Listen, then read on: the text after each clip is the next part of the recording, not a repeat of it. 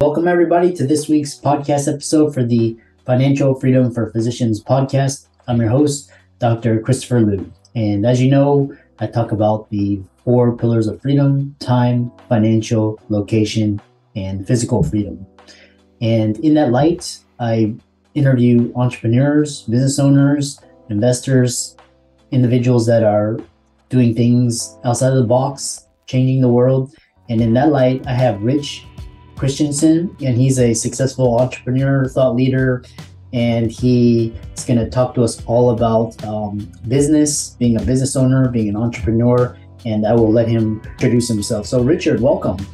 Well, thank you, Christopher. I'm really happy to be here. And it's such interesting phases of life that we go through as business owners. I recently read David Brooks' book, The Second Mountain, about how we spend all of our time and effort climbing the first mountain of fame and fortune. And guess what?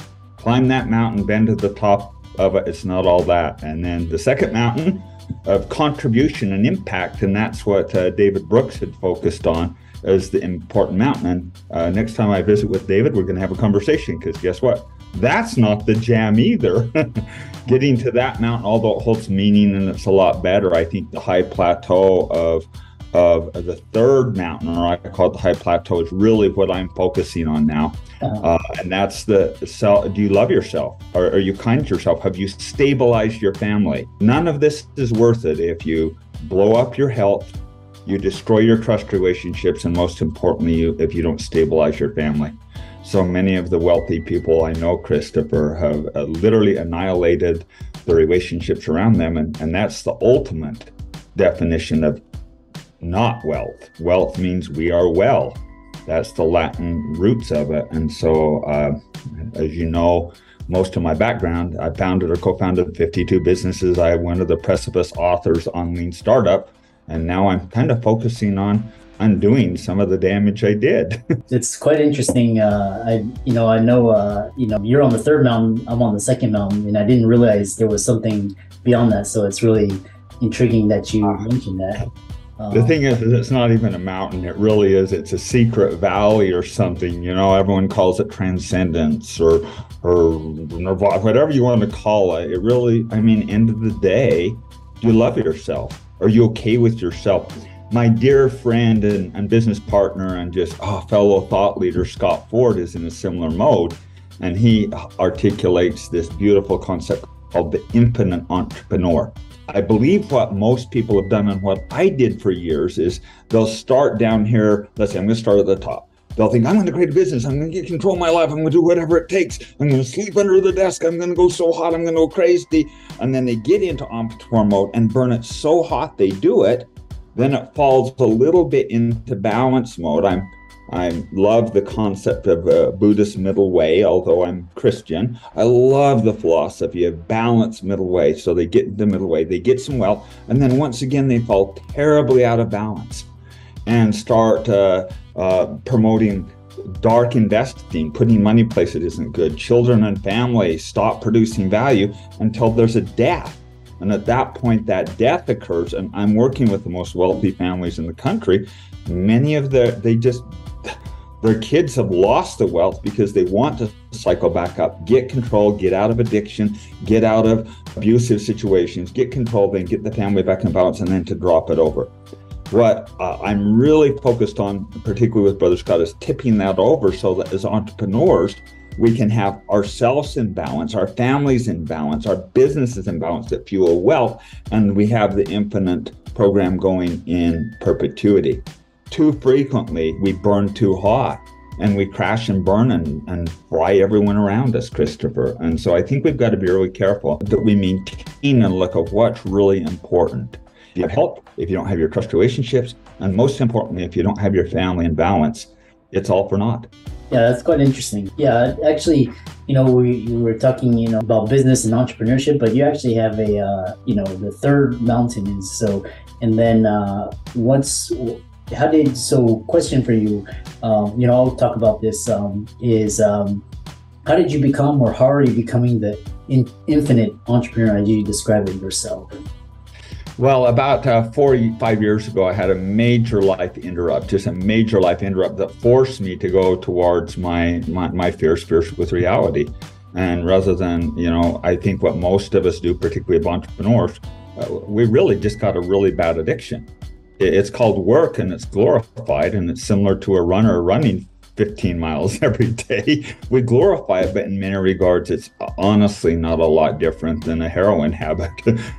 Maybe, I don't know, it's about equal sometimes, because we do fry those around us. And so at what point we get comfortable with the wounds of our childhood and what's happened to us. And I know that sounds floofy, particularly coming from like the lean startup guy that's found 52 businesses, but literally we've got to get okay with ourselves.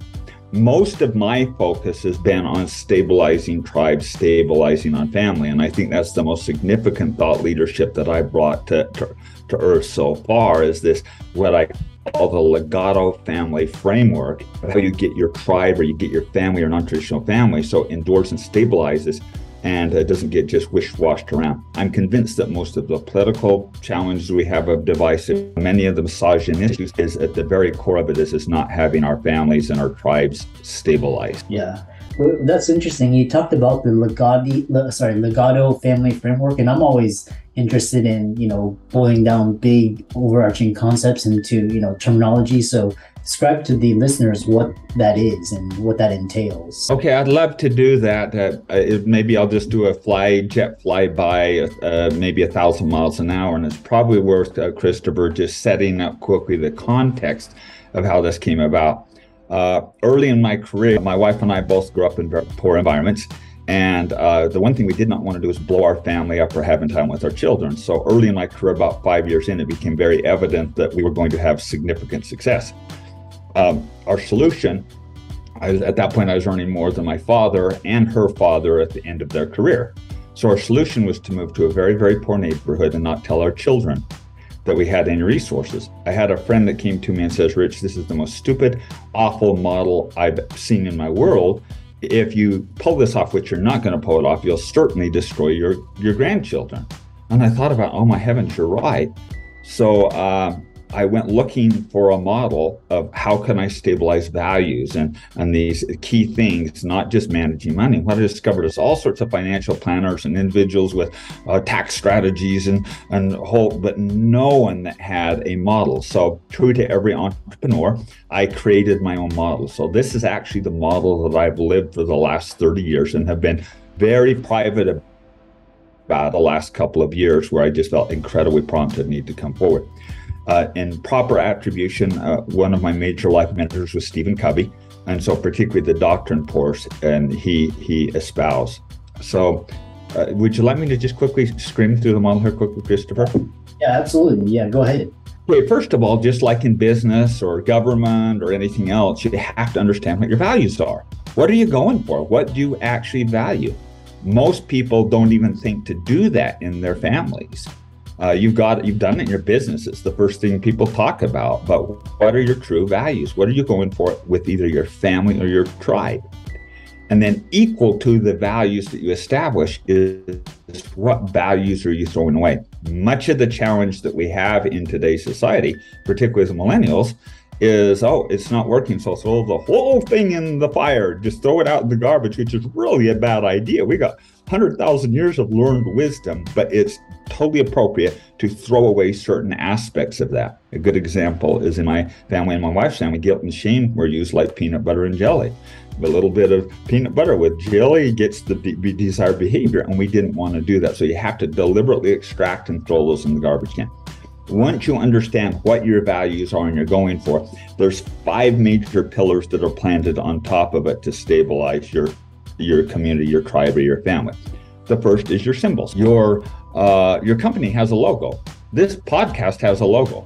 The Kiwanis Cup has a logo. The Chicago Bucks have a logo. The New England Patriots have a logo. The university that you went to has a logo. Does your family have a logo? Do you know what your color is, or the color is of your significant other, or what your spirit animal is? Do you have a family crest? Well, if not, guess who you're competing with? The Bloods and the Crips and all these other organizations that have them. And we as humans are so drawn to them We have to do it because it's how we show our tribalism. Indeed, it's wired into our DNA to manifest who's with us, who's against us.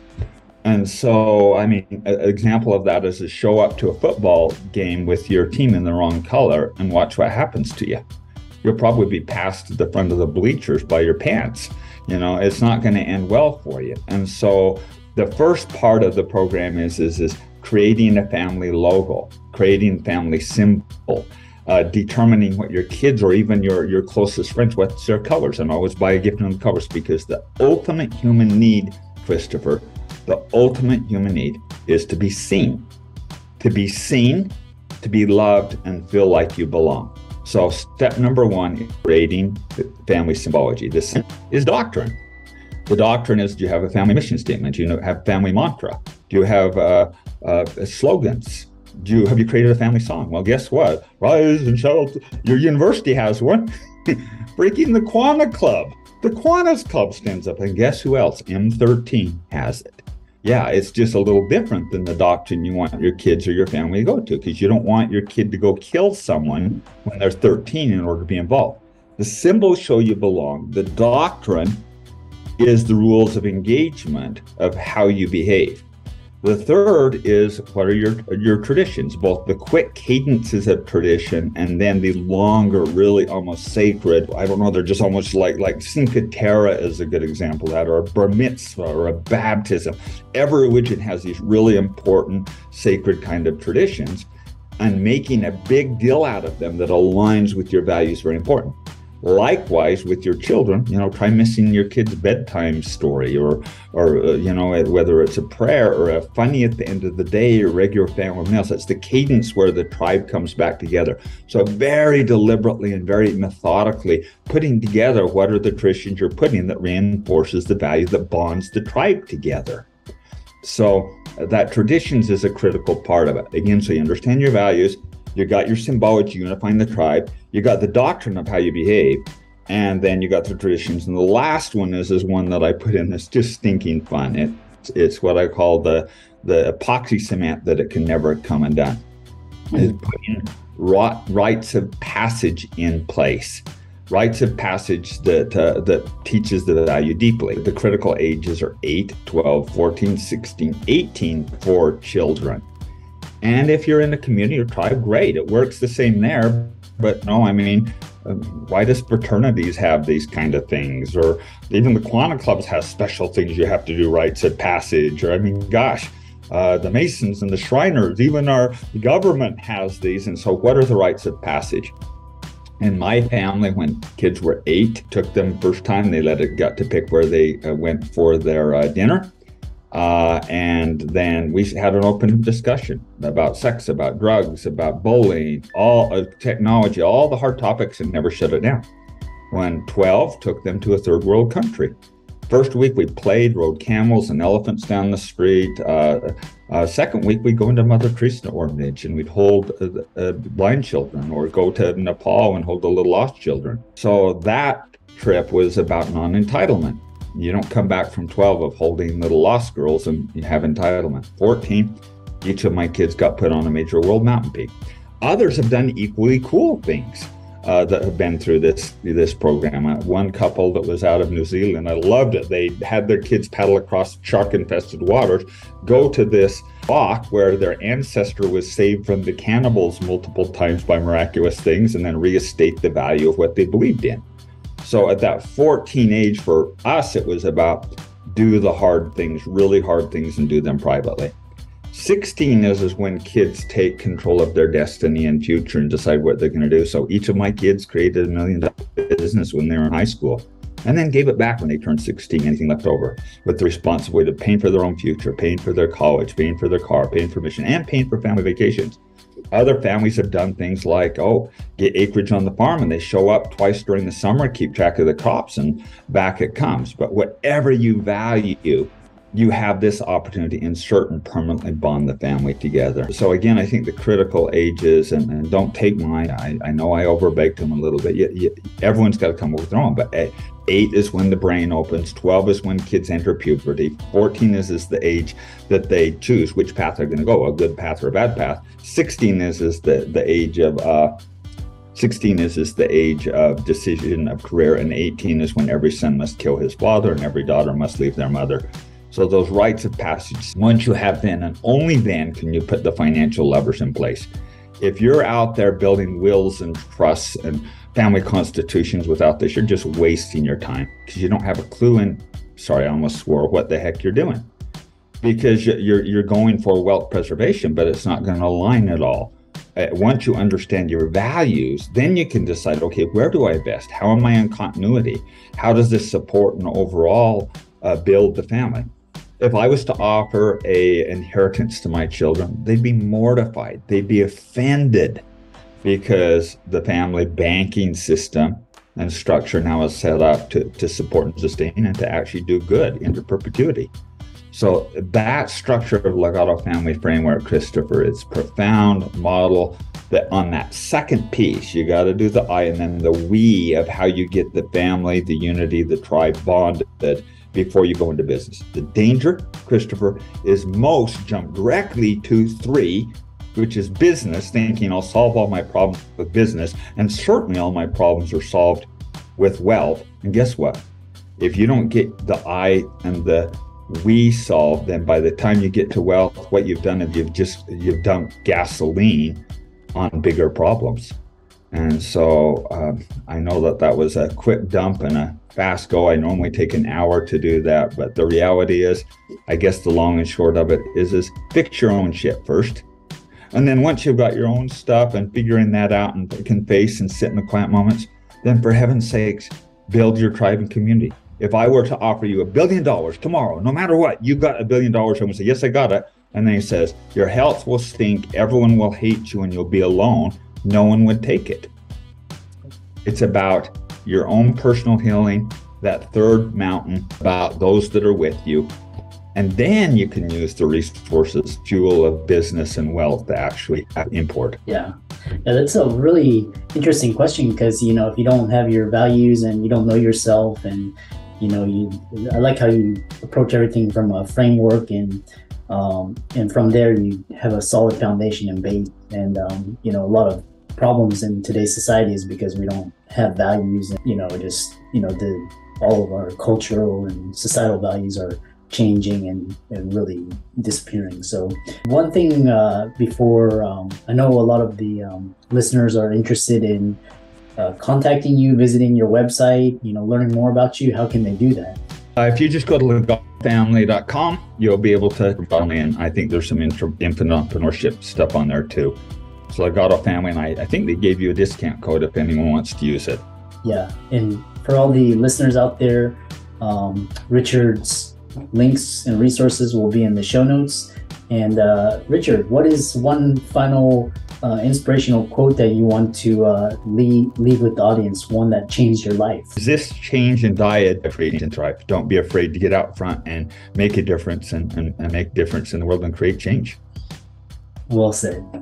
And thanks so much for coming onto the podcast. It was really enlightening conversation. I really learned a lot from it, and I know the audience will have a lot of takeaways from it as well. Thank you, Christopher. Wonderful to meet with you, and have a wonderful day.